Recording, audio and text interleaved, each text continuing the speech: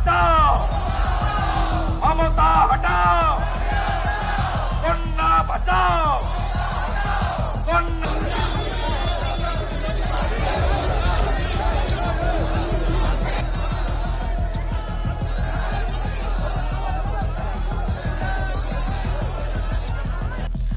पश्चिम बंगाल में लगातार बढ़ रहा है महिलाओं के खिलाफ अत्याचार। अभी उस घटना को 1 साल भी नहीं हुआ है जिस तरीके से एक महिला डॉक्टर के साथ रेप करके कर दी गई थी उसकी हत्या के फिर एक बार पश्चिम बंगाल के कोलकाता से एक ऐसा मामला सामने आया है जो आपका दिल दहला देगा। जी हाँ, दरअसल आपके लिए बता दें कि कलकत्ता के लॉ कॉलेज में 24 साल की छात्रा के साथ हुआ है सामूहिक बलात्कार और फिर उसके बाद और इसी मामले के बाद अब बंगाल की राजनीति में फिर एक बार आ गया है भूचाल कि एक तरफ महिलाओं के खिलाफ बढ़ रहा है अत्याचार और वहीं दूसरी तरफ ममता बनर्जी के ही पार्टी के नेता आज पीड़िता के खिलाफ बड़बोले बयान दे रहे हैं, विवादास्पद बयान दे रहे हैं जिसको लेकर अब भारतीय जनता पार्टी ने ममता बनर्जी के इस्तीफे की भी कर दी है मांग। और वहीं दूसरी तरफ मुख्यमंत्री ममता बनर्जी महिलाओं के खिलाफ अत्याचार, लड़कियों के हो रहे बलात्कार पर बिल्कुल चुप्पी साधे बैठी हैं और इसी के खिलाफ अब भारतीय जनता पार्टी निकल चुकी है सड़कों पर। आप तस्वीरों में देख सकते हैं कि किस तरीके से एक बड़ा प्रदर्शन कल रात भारतीय जनता पार्टी और एलओपी शुभेंदु अधिकारी के द्वारा किया गया। जिस तरीके से लगातार पश्चिम बंगाल में कभी महिलाओं की हत्या की जा रही है तो कभी डॉक्टर तो कभी लॉ छात्राओं के हो रहे हैं रेप, पर ममता बनर्जी इन तमाम चीजों को रोकने में है बिल्कुल असमर्थ क्योंकि एक महिला मुख्यमंत्री के ही राज्य में महिलाओं के खिलाफ इतना ज्यादा अत्याचार बढ़ रहा है। आप तस्वीरों में देख सकते हैं कि जो कल प्रदर्शन किया गया है भारतीय जनता पार्टी और तमाम लोगों के द्वारा ममता बनर्जी के खिलाफ, जिसमें सीधे शब्दों में लिखा हुआ है कि ममता बनर्जी को हटाओ और इसी के साथ प्रदर्शन कर रहे क्या नेता यानी कि शुभेंदु अधिकारी क्या कुछ कह रहे हैं ममता बनर्जी की सरकार और उनके फेल्योर को लेकर सुनिए। पूरा प्रदेश में भाजपा पहले दिन से सड़क में है। भाजपा जब इंसिडेंट सामने आया तुरंत हमारी युवा मोर्चा का स्टेट प्रेसिडेंट, साउथ कलकत्ता का प्रेसिडेंट और सब लीडर लोग ने पहले दिन से कस्बा थाना किया। कल हमारी स्टेट प्रेसिडेंट और 65 लीडर को वो लोग पूरा रात विदाउट एनी स्पेसिफिक कंप्लेंट जोर जबरदस्ती पीने का पानी तक नहीं दिया, अत्याचार किया। आज पूरा प्रदेश में मशाल जुलूस चल रहा है। पूरा प्रदेश में युवा मोर्चा, महिला मोर्चा सब लोग सड़क में आए। हम लोग भी यहाँ से कस्बा नजदीक है, इस एरिया में हम लोग आज बहुत बड़ा मशाल जुलूस निकला। हमारी एक ही मांग है, बंगाल का बेटी कोई बेटी ममता बनर्जी का चीफ मिनिस्टरशिप में सुरक्षित नहीं है। बेटी को सुरक्षा देने का काम पुलिस का है। पुलिस पूरा फेल है, इसलिए पुलिस कस्बा इंसिडेंट में विक्टिम का फैमिली को पूरा छुपा के रखा है। आज नेशनल वुमेन कमीशन को सामने भी नहीं ला सका वो लोग, इसलिए ये कन्या सुरक्षा यात्रा को हम लोग आगे लेकर जाऊंगा। ममता बनर्जी को जितना टाइम तक ये बंगाल का चीफ मिनिस्टर से डेमोक्रेटिक तरीके से उखाड़ नहीं फेंकूंगा, तब तक ये हमारी मोर्चा जारी रहेगा। हमारी 2 जुलाई कस्बा मार्च होगा। Bengal youth Morcha already sent a letter to Calcutta police. नहीं इजाजत मिलेगा तो हम लोग कोर्ट में जाऊंगा। कोर्ट का इजाजत लेकर हम लोग बड़ा मार्च कस्बा में करूंगा 2 जुलाई।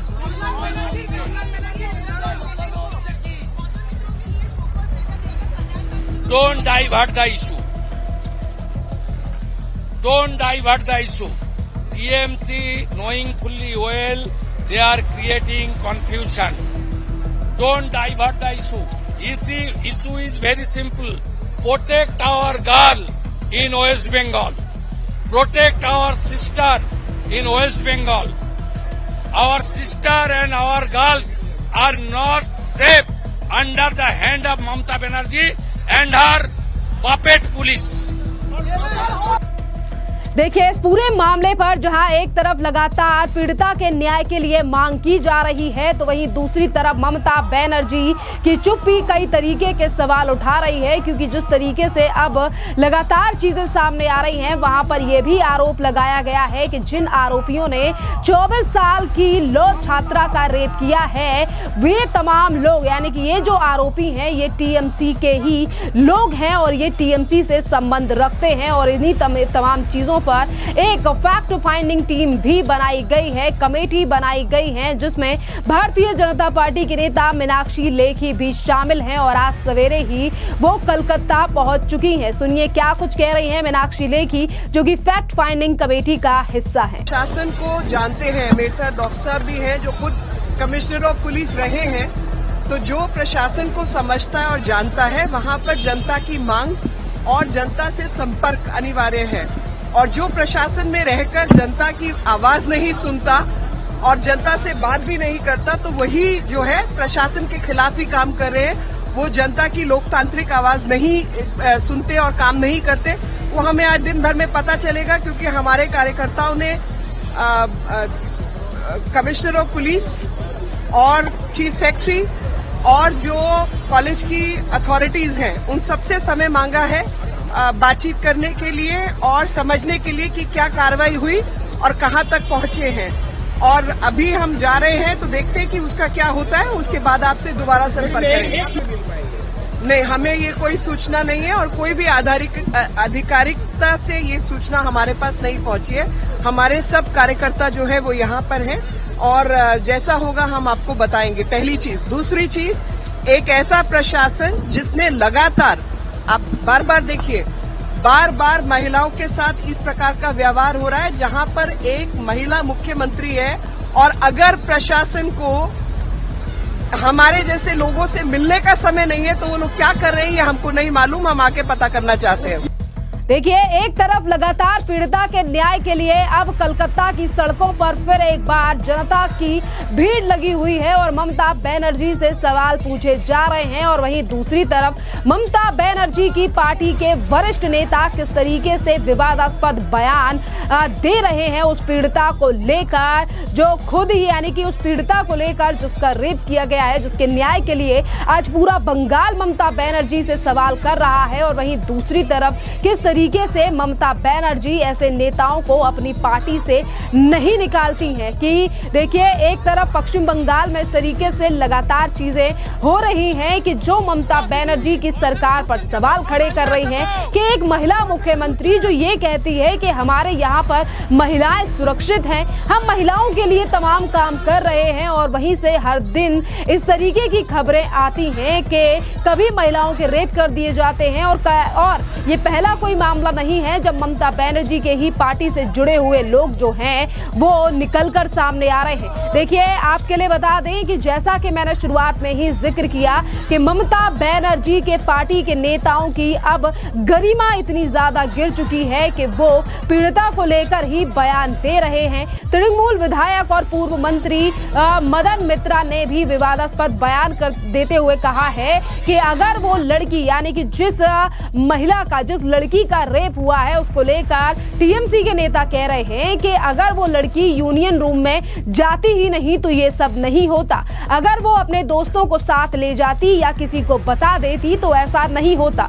ये घटना लड़कियों को सबक देती है कि उन्हें कहाँ जाना चाहिए और कहाँ नहीं जाना चाहिए। आप देख सकते हैं कि किस तरीके की मानसिकता लेकर ममता बनर्जी की पार्टी के नेता आज बयान दे रहे हैं पीड़िता को लेकर। और वहीं इन्हीं तमाम चीजों को लेकर कल रात को जब बीजेपी के नेताओं ने प्रोटेस्ट किया है, प्रदर्शन किया है और ममता बनर्जी से सवाल पूछे हैं, उनके फेल्योर कोई सच्चाई पश्चिम बंगाल के सामने रखी है, तो उन्हें गिरफ्तार पश्चिम बंगाल की पुलिस के द्वारा कर लिया गया और फिर उनसे बेल बॉन्ड भरा के कहा गया कि आप घर चले जाइए। जिस पर अब भारतीय जनता पार्टी के पश्चिम बंगाल के अध्यक्ष सुकांता मजूमदार ने बड़ी टिप्पणी करते हुए कहा है कि अब फिर एक बार हम आज सड़कों पर निकलेंगे, ममता बनर्जी से सवाल पूछेंगे और ममता बनर्जी की सरकार, यानी कि जब तक ममता बनर्जी इस सीएम की कुर्सी पर रहेंगी, महिलाओं के खिलाफ इसी तरीके से अत्याचार बढ़ेगा। सुनिए और क्या कुछ कह रहे हैं सुकांता मजूमदार। प्रोटेस्ट करने पर हमें जिस तरीके से गिरफ्तार किया गया उसके बाद पुलिस हमें छोड़ने के लिए बोले थे बेल बॉन्ड पे साइन करके।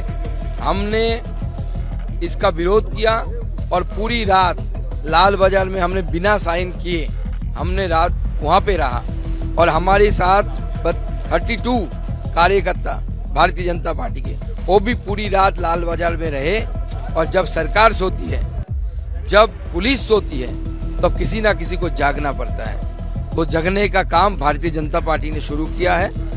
हमारा निवेदन है पश्चिम बंगाल के माँ बहनों से, पश्चिम बंगाल की आम नागरिक से, हम पूरी रात ऐसे ही जागने की जरूरत आ पड़ी है बंगाल को बचाने के लिए। देखिए, एक महीने में 4 बार गिरफ्तार करे, 10 बार गिरफ्तार करे, बंगाल के लिए अगर 1000 बार गिरफ्तार करने की जरूरत हो, होने की जरूरत हो तो 1000 बार गिरफ्तार होंगे। लॉ एंड ऑर्डर है कहाँ? आपको दिखाई दे रहा है? मुझे तो कहीं पे दिखाई नहीं देता। दूरबीन से भी देखता हूँ तो दिखता नहीं, कभी मैग्नीफाइंग ग्लास से भी देखता हूँ तो दिखता तो नहीं मुझे लगता है वो नवान्नों के किसी चेम्बर में, किसी तिजोरी में बंद होकर रह गया है। तो देखिए, एक तरफ ममता बनर्जी की चुप्पी और वहीं दूसरी तरफ पश्चिम बंगाल जो चीख कर ममता बनर्जी से सवाल पूछ रहा है और ममता बनर्जी इस जघन्य अपराध को लेकर चुप्पी साधे बैठी हैं और वहीं उनके पार्टी के नेता यानी कि मदन मित्रा जैसे लोग जो हैं वो पीड़िता को लेकर बयानबाजी कर रहे हैं, अनर्गल बयान दे रहे हैं। और वहीं दूसरी तरफ देखिए किस तरीके से दोषियों को बचाने का काम यहाँ पर टीएमसी के नेता कर रहे हैं, जो आज जग जाहिर है। और इन्हीं तमाम चीजों के चलते अब आने वाले चुनाव में भी ममता बनर्जी की मुश्किलें काफी ज्यादा खड़ी होने वाली हैं, क्योंकि आने वाले 2026 में होने वाले हैं विधानसभा के चुनाव। और पश्चिम बंगाल में पहले ही कह चुके हैं अमित शाह के ममता अब यानी कि पश्चिम बंगाल ही रह गया है जहां पर खिलेगा भारतीय जनता पार्टी का कमल, क्योंकि जिन महिलाओं को आगे करना चाहिए ममता बनर्जी को, आज उन्हीं महिलाओं के खिलाफ लगातार होता हुआ अत्याचार ये दिखा रहा है कि आने वाला 2026 ममता बनर्जी के लिए ज्यादा अच्छा साबित नहीं होगा। और ऐसा भी हो सकता है कि उनकी पार्टी सत्ता से ही बाहर हो जाए, क्योंकि इन 5 सालों में महिलाओं और बच्चों के खिलाफ काफी ज्यादा अत्याचार पश्चिम बंगाल में देखा गया है।